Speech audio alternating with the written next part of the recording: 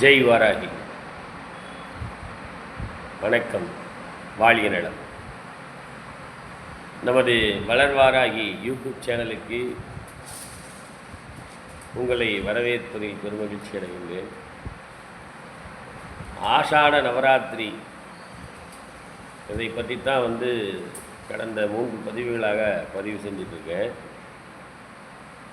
ஆஷாட நவராத்திரி பூஜை முறைகள் இவைகளை பற்றித்தான் இந்த பதிவிலையும் பதிய போகிறேன்.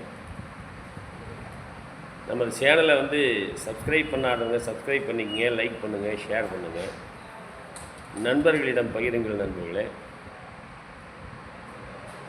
அம்பிகை நமக்கு எல்லா விதத்திலையுமே பலவிதமான சக்திகளையும் ஊக்கங்களையும் கொடுத்து கொண்டிருக்கின்றார். நமக்கு ஒவ்வொரு தேவதைகளும் ஒவ்வொரு அங்கங்களிலே குடியிருந்து நம்மை காத்து ரட்சித்து கொண்டிருக்கிறது. அதில் அம்பிகை வாராகி மூலாதாரத்திலே இருந்து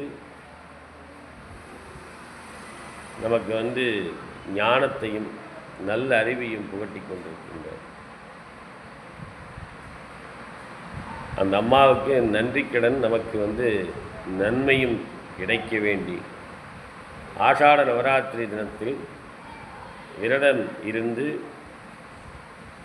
முடிந்தவரை அம்பிகைக்கு நமக்கு தெரிந்தவரை பூஜைகளை செய்யும் பொழுது நமக்கு நன்மை பயக்கும். இதில் என்னென்னா, அயக்ரீவர் அகத்தியருக்கு உபதேசிக்கும் பொழுது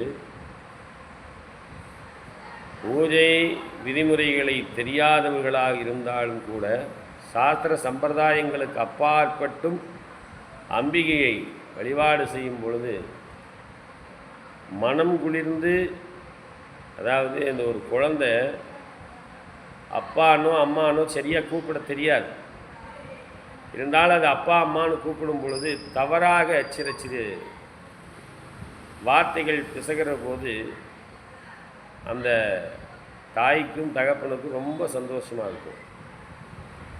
தவறுதலாக இருந்துருச்சு, தவறுதலாக நடந்துருச்சு, தவறுதலாக சொல்லிட்டே அப்படின்னு சொல்லிட்டு நமக்கு தெரிந்தும் தெரியாமலும் ஏதாவது தவறுதல்கள் செய்திருந்தால் அதை மன்னிச்சுக்குங்கன்னு சொல்லிட்டு பூஜை முடிவில் நாம் மன்னிப்பு கேட்டுக்கலாம். இந்த தவறு செய்தால் இந்த சுவாமி, இந்த அம்பிகை தண்டிச்சிருவா. அதனால் இந்த சுவாமியை உக்கிரமான தெய்வம் வாராகி அம்பிகை, அதனால் நீங்கள் யாரும் வழிபாடு செய்யாதீங்க. இப்படியே சொல்லித்தான் வாராகி அம்பாளுடைய வழிபாடுகள் ஒதுக்கி வைக்கப்பட்டு, அதுலேயும் அம்பிகையை பொறுத்தளவுக்கு மதுமாமிசம் தின்பாள் அப்படின்னு சொல்லி ஒரு பாடல் கூட இருக்குது. அந்த அம்பாளுக்கு ஏன்னா உக்கிர தேவதை சில பூஜை விதிகளில் மதுவும் மாமிசமும் வைத்து படைக்கிறாங்க. பச்சை மீனை வைத்து படைக்கிறாங்க. அதெல்லாம் அந்த அம்பிகை ஏற்றுக்குது. அவங்களுக்கு பிரியமான உணவுகளாக அது மாறுது. அதுக்காகவும் இந்த அசைவ உணவுகளை இந்த சுவாமிக்கு நைவேத்தியம் பண்ணுறாங்கன்ட்டு சில பேர் சுவாமியை ஒதுக்கி வச்சாங்க. அந்த வழிபாட்டு முறைகள் நிறையா பேர்த்துக்கு தெரியாமல் போச்சு. நாம் எப்படி அம்மாவுக்கு குழந்தையோ அதே போல தான் நமக்கும் குழந்தை தான். நீங்கள் குழந்தையாக உங்களை நினைத்து கொண்டு, அதே போல் வாராகி அம்பிகையை குழந்தையாக நினைத்து கொண்டு நீங்கள் பாவிச்சிங்கன்னா குழந்தையாகவே உங்களுக்கு அருள்வாளிப்பார். அது வெட்டிரும் குத்திரும் அப்படின்னு சொல்லி நாம் பயந்துட்டு ஒதுங்கி இருக்கிறோம் அப்படின்னு சொன்னோம்னா அந்த அம்மாவும் ஒதுங்கித்தான் இருக்கு. இந்த ஆஷாட நவராத்திரி விரத காலங்களில், பூஜை காலங்களில் உடை அணிவதிலையும் கொஞ்சம் கவனம் செலுத்தணும். ஏன்னா அம்மனை பொறுத்தளவுக்கு, அம்பிகையை பொறுத்தளவுக்கு சிகப்பு ஆடை, குங்குமம், அரக்கு குங்குமம், சிகப்பு ஆடை ரொம்ப விசேஷம்.